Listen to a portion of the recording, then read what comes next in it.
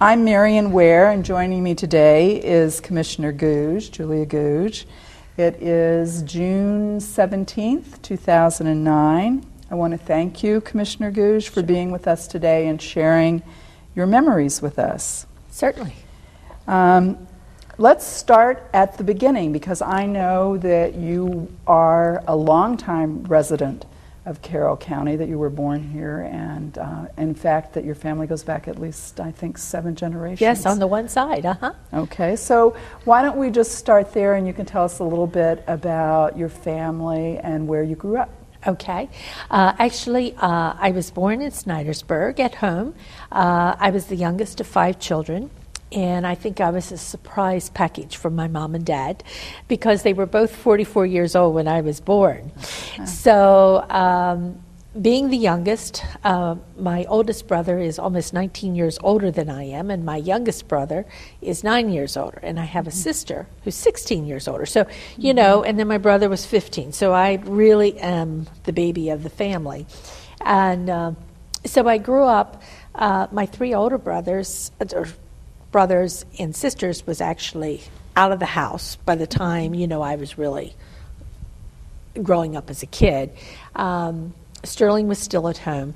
So they always said I was spoiled, but I always said I wasn't.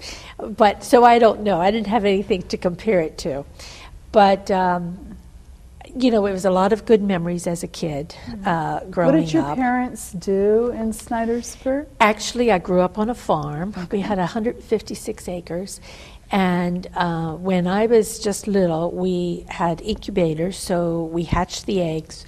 So I learned all about all the hatching and the peepees and the brooder houses where, you know, we had to make sure all those little baby chicks were warm but didn't cuddle up too close, because, you know, anything could happen then, they would smother, to the large chicken houses where we had all the eggs, you know, to gather and things as I got a little bit older.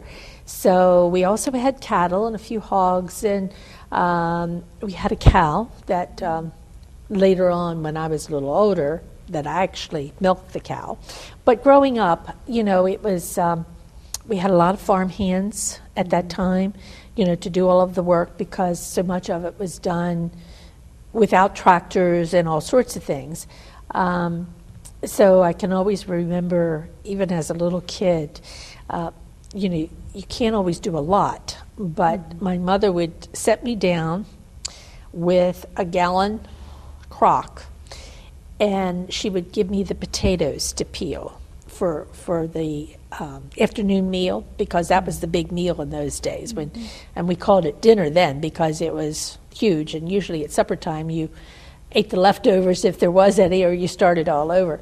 But I would always peel the potatoes in the mornings, you know, when I was home, and you didn't peel them too thick, or you had to peel the peelings. So you learned how to peel them very gently, you know. But as a child, I can remember Mom would make ginger tea, orangeade, lemonade, different things. And I would have the little syrup buckets that were gallon syrup buckets, and I would take one in each hand and a dipper and go out to the fields for the guys to have something to drink.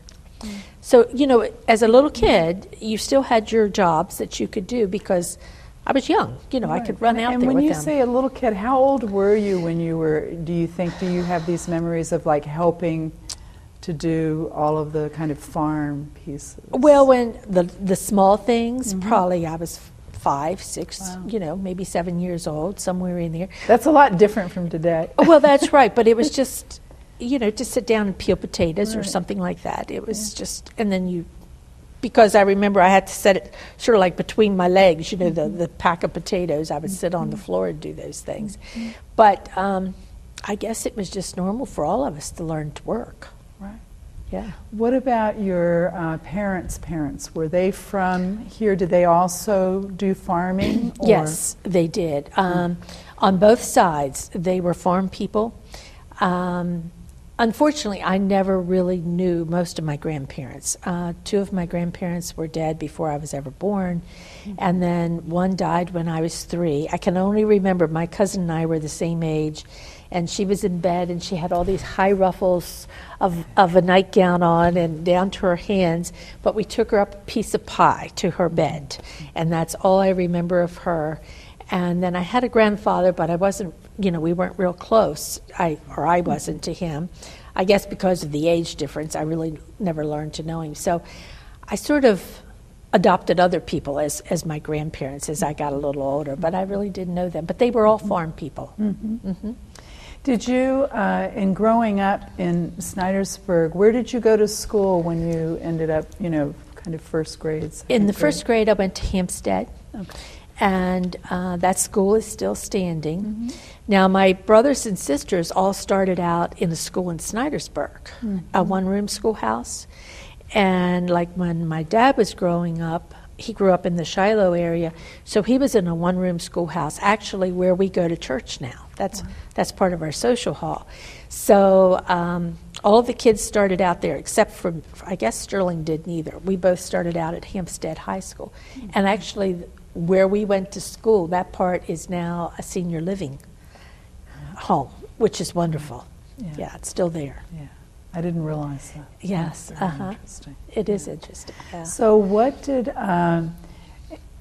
when you were growing up and in school, what did kids do after school, or what did they do for fun? Or I know, in coming to Carroll County, I'm not from Carroll County, I know of all the carnivals. Was this sort of the summer event, or what did kids do in Carroll County? Well, yes, the carnivals were wonderful, right. And I can remember always begging my mom and dad, please go, That was the big thing. And we would go to some of the local ones, definitely to Hampstead.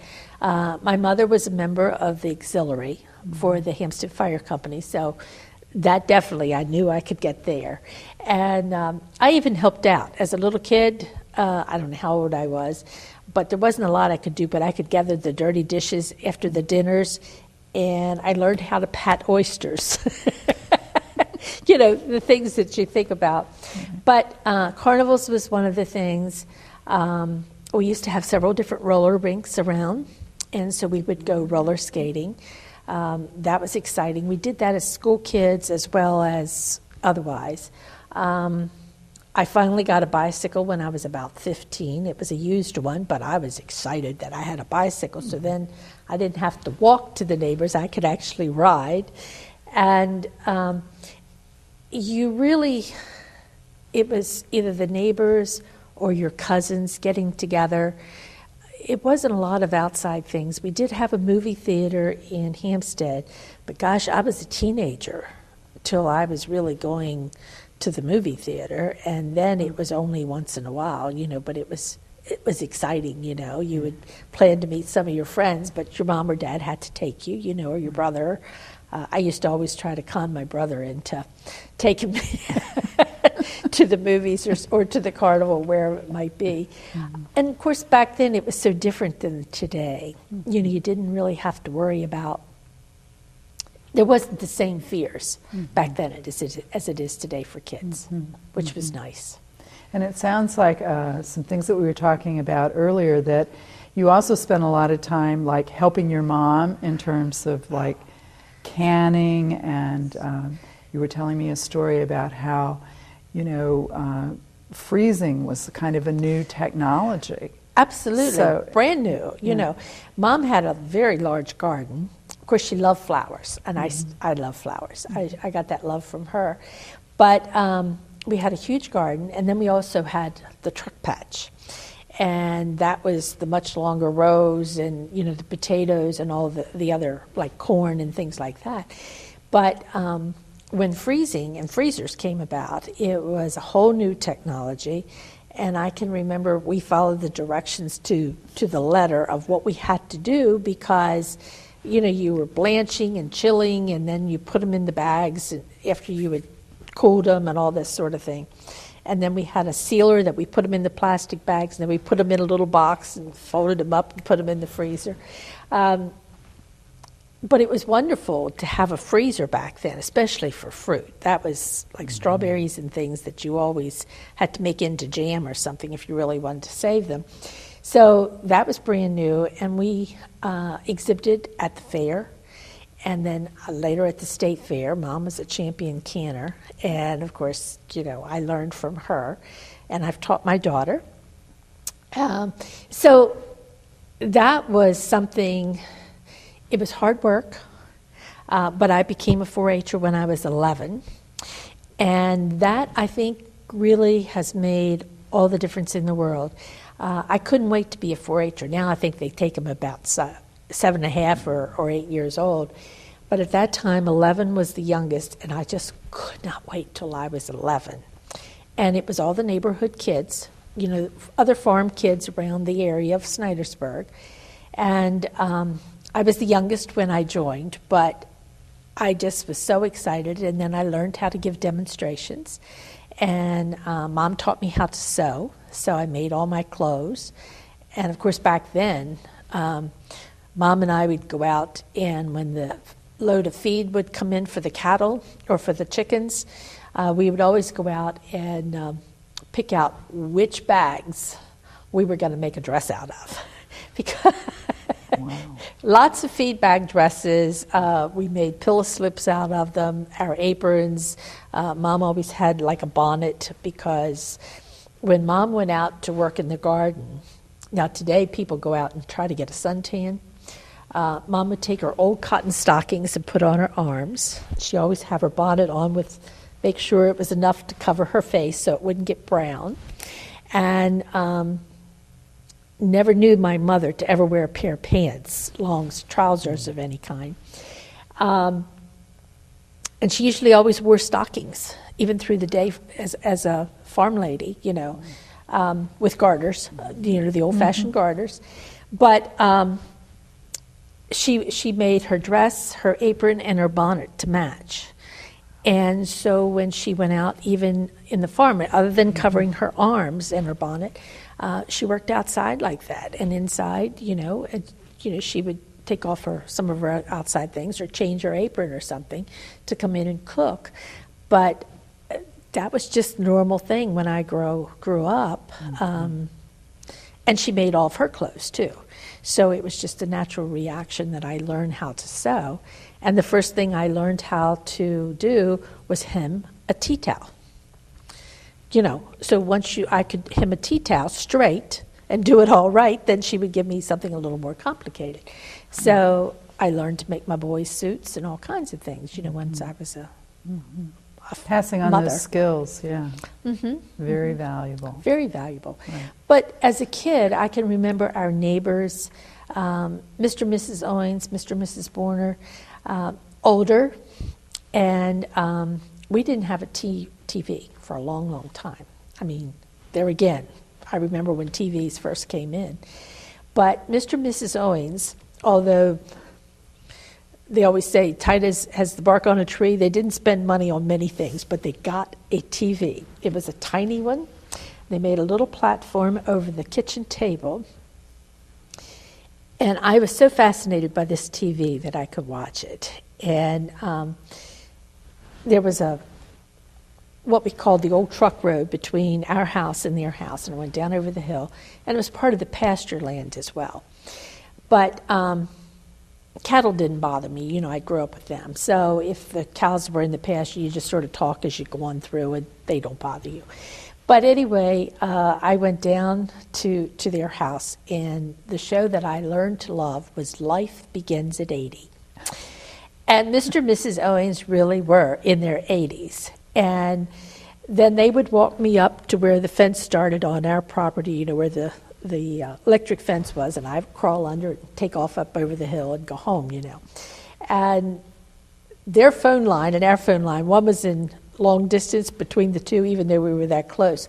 So it wasn't like we called, we just would take off. And one of the fondest things was that she would always make homemade ice cream and homemade potato chips. And when I would come, she'd say, Julia, would you like a little cream? Maybe a few chips to go with it, and it wouldn't be a big dish, but I would just think that I was queen, to be able to have that ice cream and potato chips. So, and Mr. and Mrs. Warner were always good. And, I would go down there, and of course, when I would go in, they had children too. Mm-hmm. And they'd say, well, set up here to the table and have a little something to eat with us, It was just like family, mm-hmm. Even though it was a lot of distance. It wasn't like the next door neighbor today. Mm-hmm. I walked a distance to get there, but never thought a thing about it. I thought it was a nice piece you were telling me about the party line, that everything that was a party line. Yes, it was. Well, we started out with the old phone on the wall, and you'd have to ring it up and then pick up the receiver and make your call. And the other funny thing about that thing on the wall was if you had a hard storm, we never got close to that phone because we actually saw the firefly out of that mouthpiece, when the electric would hit, lightning. But the other line, it was so interesting because it would ring when others would come in, and we had 8 on our party line. And not always, but so many times when you would pick up the receiver and you start to talk and you'd hear pick, pick, pick, pick. And you knew everybody on the line was picking up. So my mother used to always say, now be careful what you say there if you don't want everybody to know what you're talking about. And that was true because we were all neighbors, so it didn't really make any difference. And no, I don't think anyone thought it was rude back then. It was just part of country life. Right. Yeah. Right. Yeah. Okay. Let's. How about talking a little bit, Commissioner Gouge, just about kind of your teenage, early youth before you actually decide on a career, kind of people or the school or teachers maybe that impressed you or that you felt helped you in terms of education or? Well, yes, some of the teachers that I had were very good. I was in 4-H and I really love 4-H. And I won some awards, so I went to camp and did some different things like that. Went to state fair. I won a national championship, so I went to give my demonstration there, on what I was doing. And of course, usually it had to do with eggs and chickens because we raised so many. But those things, I think, were a great influence. And I can remember my English teacher saying to me that some of those experiences when I would miss school maybe for some of these things, but she said, you are getting so much more. And Mrs. Lippy was one of my teachers, a homeroom teacher, but also for bookkeeping and different things. And she was encouraging. And when I spoke, at my graduation in high school, she worked on me to do the things that I should do and how I should speak and things of that nature. So, I think of all those people. And one of my 4-H, my mother then became a 4-H leader too, so she was with me a lot. But Joyce Hawkins was her name, and she was the extension agent at the Westminster Cooperative Extension Office. And she was just a wonderful person, and she was such a good influence, and she encouraged me in things. And there was a lot of people like that who, I think, when you think back about it, just by them being kind and giving you encouraging words and telling you you can do it made a difference. And so I always thought I wanted to be a home economist. That was really my goal at the time. But I ended up not doing that. But I worked with the University of Maryland a lot as I got older because when my mother was a charter member of the Snydersburg Homemakers Club. And that was part of cooperative extension. And so as soon as I was married, I joined, and I started in offices and things like that. So I went to a state meeting, and I was so excited about going to this state meeting that I thought, wow, this is something I'd like to do. So I set a goal that I would like to be the state president by the time I was 40. Now this, I had several children by that time. well, actually, by the time I was 40, I had 4, plus all my foster kids and all those things. But, it was sort of that goal setting that I was looking at. And then with the university, they put me on a number of committees serving for agriculture. And I went to Washington a lot to lobby for money for 4-H and for the Homemakers Organization and for agriculture overall. And that's really how all of this got started, that I was doing these things. And then, of course, after a while, they had me setting up all the meetings, and making the plans for these things as a volunteer. So it was, I think I asked for things for so long that I finally said, I'd like to see things happen myself. I'd like to make them happen, and be able to do things. So I think that was really where the beginning came from. Yeah. It sounds like it. Right? So that was the start of your interest in sort of the political vein. I think it was, yes. Dad was always, worked with Cooperative Extension because he was a farmer in the farm union. Mom with the homemakers. They were always active volunteers for different things and helping other people at the church. Mom always took care of all the flowers at the church, and Dad taught for 50 years. So, it wasn't like they didn't do all of those things, but we did it, I don't know, it was sort of like, it was just the natural thing to do. You didn't expect to do anything on a Sunday morning except get up and go to church. That was part of it. Sundays, you might visit or do some things. But on the farm, with cattle and chicken and all those things, unless you had a farmhand to help you, you didn't go too far. The only times Mom and I ever got to go shopping was when it rained. Dad could take us into town. But when I was finally able to get my license, when I turned 16, my mother encouraged me from the word go, get your license so we can go. And that way we did. We had a good time. That's great. Yeah, because, we could go to Timonium Fair, because Dad didn't always have time to do all those things or go shopping or go wherever we wanted to go.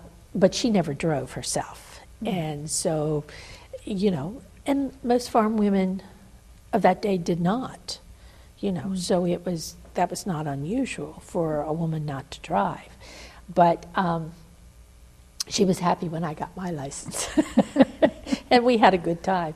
So some of those things, I think, is what really influenced me. But I think the people that I worked with, at church and in 4-H and just those neighbors, the kindness they show, just being good people.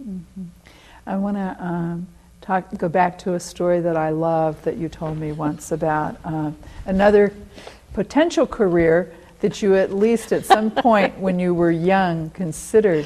So maybe you can talk a little bit about, sort of your influence and your cousins and people that kind of influenced you there. It was. Well, see, my great-grandfather on my dad's side was Irish and, of course, was born and raised Catholic.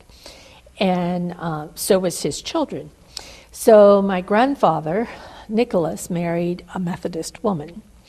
But when we had family reunions, we met with all the rest of the Walsh clan and all them, and of course they still are Catholic.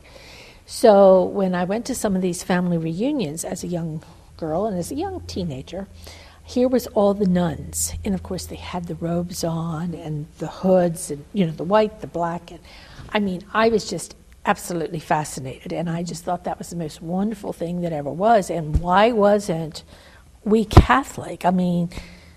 It just seemed like if all the rest of them were, why was our clan not Catholic? So I decided that I was going to become a nun because I just thought that was the way for me to go. And I remember telling my sister-in-law, Gladys, and I said, well, I think I know what I'm going to do when I grow up. I'm going to plan to be a nun. And she just looked at me and she said, Julia, you'll never be a nun. You like the boys too good. And she was right. But it was just like, oh, wow, you can't do that. But I became, as I got older, and of course, as a mother, most of those nuns were still around. Of course, by then, their habits had shortened, into shorter clothes and not all of the huge hoods and everything. But I often think back about that. It was something.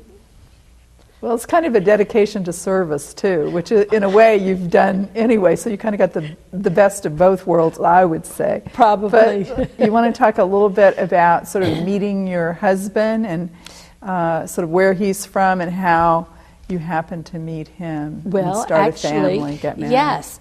He's from North Carolina, and he came up here to find work because he was from the western part of North Carolina in the mountain regions close to Tennessee, and there just wasn't any work. He got out of school and started college, but there was nothing there for them to really do, so he came north.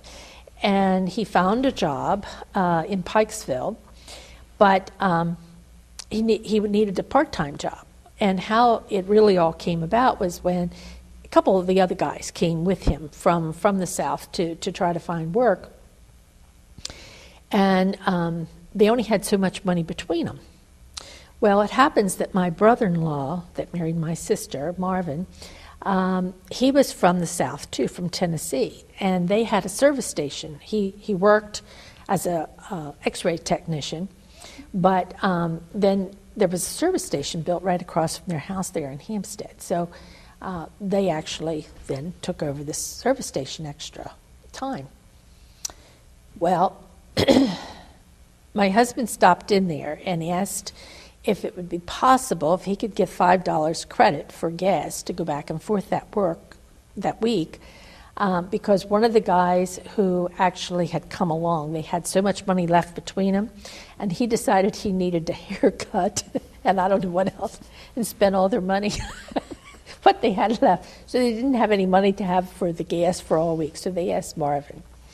And being from the South, he said, well, of course, just, get your gas, and then when you get your check, pay me back. So anyhow, my sister then was telling me about this cute little hillbilly who come to the service station, and then he got a part-time job too. So I said, well, I'll have to check this out. So I thought, so I sort of checked it out, and I thought, not too bad. Maybe I'll see how that works. So we had some kind of an affair at school, and I was in my gown. It was, and I thought that was a very good time to stop in and see my sister and brother at the service station while he was working. So we started to date, and anyhow, we got married. And so we went back and forth to North Carolina a lot. He took me down to kind of show me off to his parents and family, and he took me to a family reunion the first time I ever went. I've never met so many Gouges in all my life. And they all looked me over, and I know what they were thinking, is she really good quality material for our son? But we got married, and we actually had 4 children. We lost our oldest son when he was 23. He was actually working for us in electricity arc from a high tension wire, and he was holding on to the handle of the dump truck, and it killed him. But we have 2 other sons and a daughter, and while Jerry was, of course, at home, he's the one who died, we had our first exchange student from Portugal, Jose, and we still keep in touch with Jose. And then Mary was from Kenya, Africa. And then we had a boy from France, Pierre. So we had some other ones part-time, but those were the long-time ones. But we had 4 foster children. And so our family, kept growing and growing. But it was good, that we had all those kids. And I think we all learned a lot from one another and from different countries and how people live, and the total change, from one country to another. Jose, of course, had grown up in Lisbon in a city. Mary had grown up in a mud hut in Africa. and totally different. But she learned, so many things here. So, we learned too from each one of the kids that was with us. But I think that helped shape our lives as well as our children's lives. And although our kids would never go, they were all eligible because we had all the children, but they kept saying, suppose we get over there to a family that just isn't who we'd like, and we're there for a whole year. What are we going to do? And I kept telling them they were cowards, they should go. But they didn't have your sense of adventure. No, I couldn't imagine them not taking that opportunity. I mean, if I'd have been a teenager and could have done that, I'd have done it in a heartbeat. I think you would have. Oh, my I'm goodness, sure. yes. Yeah. I love to travel. So, but none of them, even today, particularly like to travel. But neither does my sister and her daughter, So I think it's just everybody has their own likes and dislikes. But I used to read and read and read when I was a kid, so I think that was, all part of it. What about, can you talk just a little bit about Hampstead and sort of the way you saw it sort of grow up and your interest in, or what made you decide to then run for mayor of Hampstead and to then become the first woman mayor in Carroll County? Right. Well, actually, there was a widening of the road, and there was an older couple who lived across the street from us. And they didn't have any children, so we used to, take them food over, at different holiday times and things. Not that they were poor or anything, but just, and Jerry always mowed their grass and everything for them. And their house was going to be moved. And they were so concerned because it was like the state said they were going to take their house. They would buy it eventually, because it was going to have to be moved. And the town had the responsibility of knowing this was going to happen. But I didn't see the town council really working with these people. And they were worried, what should we do? Should we get the roof fixed? Or, should we do the painting? And JL and I would go over and talk to them, because this was going to be their retirement home. And so it really upset me that no one was really paying attention to these older people. And I remember our minister and his wife, and JL and I were close to them, and we were talking about it. And I said, this just isn't fair for people to be this worried, and especially at their age. And because they were in their 60s and thinking, that any day that, what were they going to do? So that we just jokingly said, well, you ought to run for the town council. And, and I said, well, I don't know if I can do that. But, so anyhow, my preacher's wife saw the advertisement in the paper that the election was coming up. So she called and she said, Julia, this is your chance. And I thought, well, do I want to do this or do I not? So I said, well, okay, let me think about it. So anyhow, I signed up.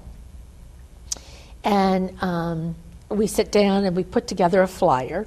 It's probably the first time that a flyer had ever been put together. And we used the Roadrunner as my little slogan. And I put together what I thought was needed to be done and some of my background, working in 4-H and with the university and things of that nature. And I took it door to door. And I won. And I can remember sitting the night waiting for the results to come in, and one of the older gentlemen, and of course they all said, well, a woman's not going to win. And so one of the older gentlemen said, if you really wanted to win, you should have went on a slate with the rest of us. And I kind of took me back, and I said, well, if I win on my own, I win. If I lose on my own, I lose.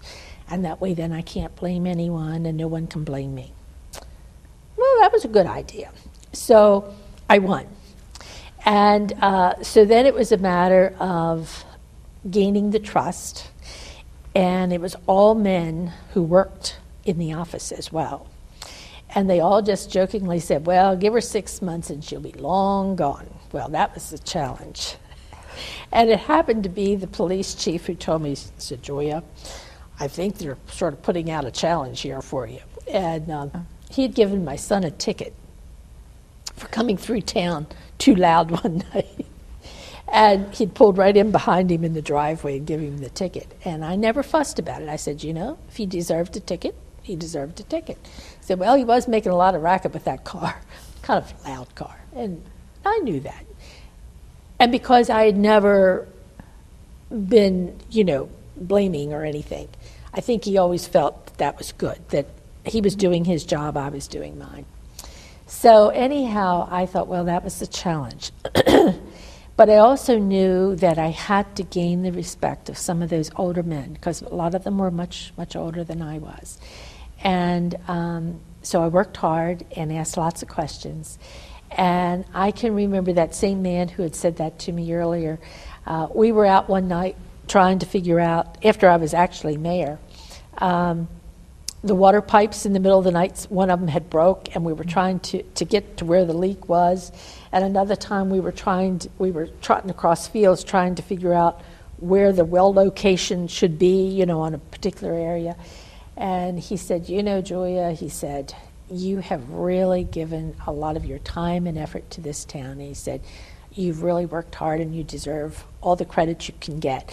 And I just thought, coming from someone at that point who was probably in his late 70s at the time, was a real compliment and one that I truly appreciated. But I learned so much from those men by asking the questions, and they knew I was sincere in asking, that I wanted to learn, and they taught me. They told me how things worked. And what a nice testimony that is. Yeah.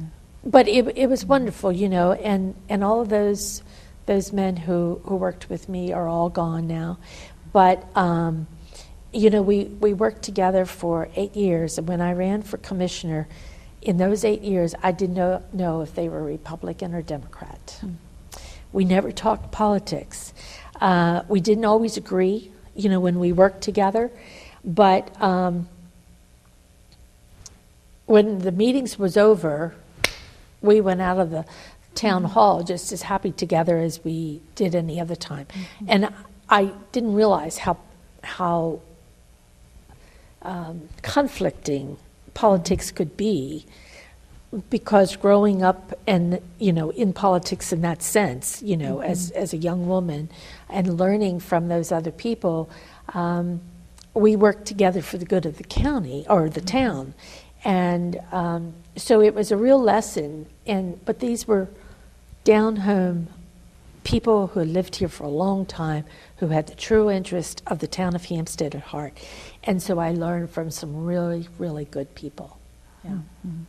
So that's where I kind of got started. And actually, I didn't have any opposition when I ran for mayor. It was kind of exciting because I was a nervous wreck the night of the nominations and things, because some of the guys said, not the ones that I worked with close, but other people said, well, a woman will never be mayor. I mean, I imagine it's going to be a lot of men coming out to run against you. And, well, okay, So then when no one showed up, I remember Eddie Berline, who lived there all of his life too, he said, Joey, you've worked hard.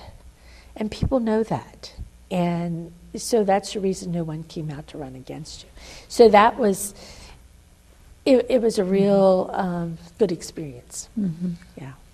So, there's another story that I would like you just to kind of touch on, in terms of, because you've had a lot of experience as you became commissioner and as you took on other responsibilities. You also had radio show. You had a local TV show on Channel 3. But you talked a little bit about some of the influence. Even when you were young, from the radio side and WTTR, I think people would like to know a little bit about that. Okay. As a 4-H'er, I had the opportunity of going on WTTR, and I was interviewed. And the interviewer was Gladys Weinert. Now, Gladys Weinert was an inspiration to anyone, and particularly to young girls and women. And very glamorous.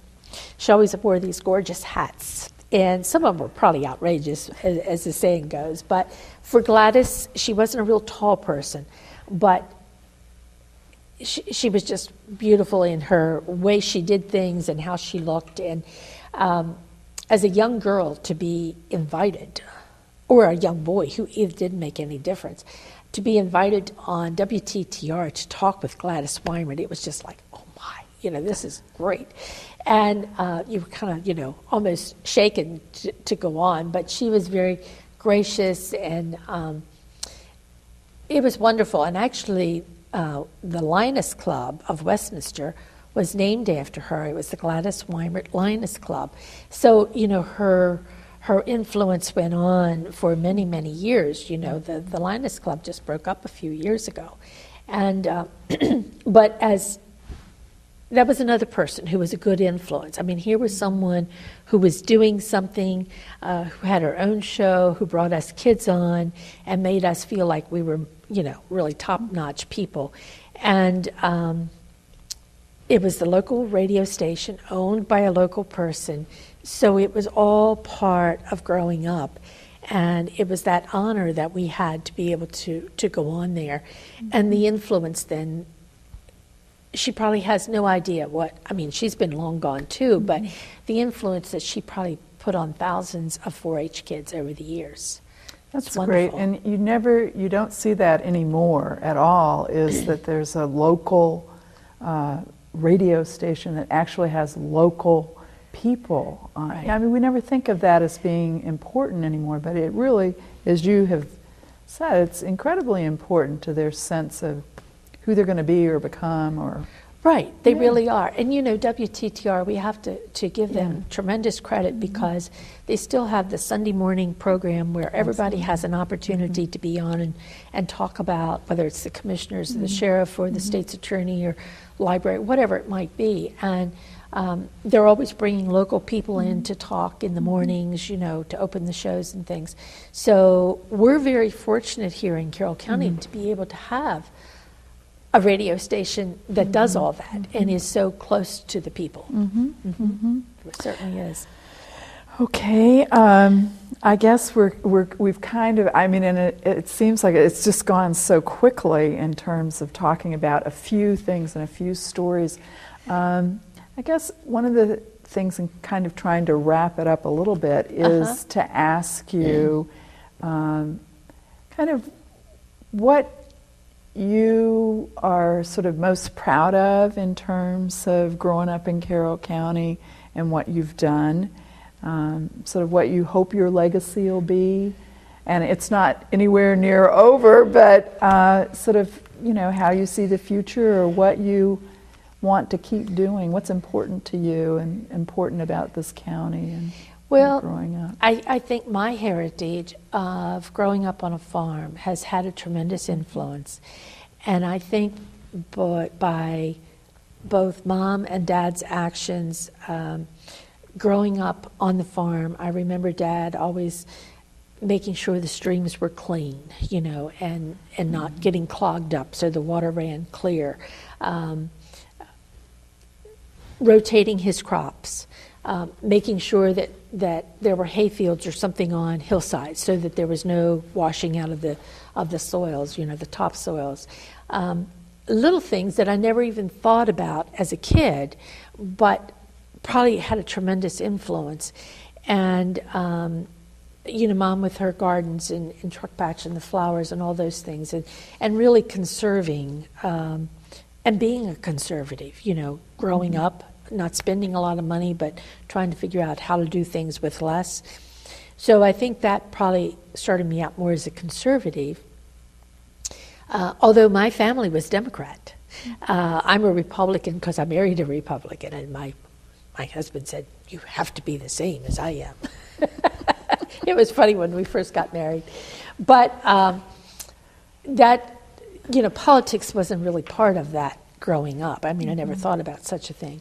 But I think all that influenced me, that when I became a commissioner, we had a water gas spill in the town of Hampstead while I was mayor, and I learned what could happen to well water and what it would really take to clarify it. And that even enforced it more in my mind. But when I became a commissioner, I was looking at water as so important, and how we could take care of it, and stronger laws to protect the water supplies that we had. In fact, back in 1988, I sat around a table with a lot of state people saying, we need to protect our water here better in Carroll County. And we finally got some laws through that enabling legislation to do some of those things. Because I said, I want to do more than the state is doing at the present time. It took till Perry Jones, Dean Minnick, and myself getting in till that law finally became a reality, which is a long time. That was in the 2002, I guess, 3, somewhere in there. So it took a long time, but it happened because water is so precious and people just take it too much for granted. That's one thing. The farm preservation is something that I've worked on ever since. I found one of my old brochures, the very first one that I had for county commissioner, and it was farm preservation, it was education, economic development, and water, protection of water. And those are the 4 things I still work on. But I think farm preservation, protection of water, just keeping Carroll County a county that we can all be proud of, and a beautiful county, is so important. And I hope that that will be part of my legacy, that I have done some of those things. And I feel that's been something, those different issues that I've always worked on. And the other thing with my TV shows and meetings, I know for 6 years I went out into the community by myself as a commissioner and met with the communities. If one person came or 25, the idea was that I wanted to know what they needed to know. Maybe I said that wrong, but I needed to know what their problems were, and that's the only way I could really find out. And people appreciated that, and I think that I wanted them to realize that I was one of them, and that I wanted to be helpful. And so I had the same amount of meetings at the county office building at different times that people could come in and talk to me. And it was even better at the county office building because I could just pick up the phone and say to one of the directors, could you come up and talk to this person and see if we could help? And I think that was showed a lot of people in a lot of different communities that I wasn't there to rule over them, but I was there to work with them. And I hope that also is a lasting memory of some of the people that I'm one of them, and I want this county to be great. Yeah. So that's kind of where I was at. Thank you, Julia. All right, thank you. That's very nice. Okay. Thank you for your memories, and thank you for being who you are. Oh, thank you. Thank you for having me on.